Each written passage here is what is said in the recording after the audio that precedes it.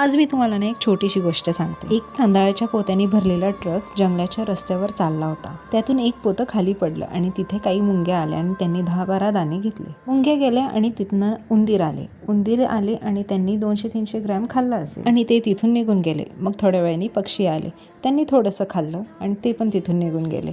त्यानंतर गाई आली, तिने 2-3 किलो खाल्लं असेल आणि ती सुद्धा निघून गेली। सगळ्यांनी आपल्या पोटापुरते खाल्ले आणि मग तिथे एक माणूस आला आणि त्यांनी कोणाचाही न विचार करता ते पोते खांद्यावर टाकले आणि घरी घेऊन गेला। सृष्टीतील इतर सर्व प्राणी ना पोटासाठी जगतात, फक्त मनुष्य हा प्राणी आहे जो स्वार्थासाठी जगत असतो। सर्व काही जवळ असून सुद्धा दुःखी आणि सगळ्यात असमाधानी फक्त माणूसच आहे। जीवन खरंच खूप सुंदर आहे आणि त्यात आपण समाधानी राहायला पाहिजे।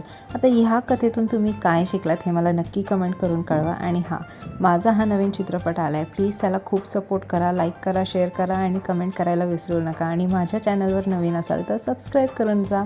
Thank you, bye.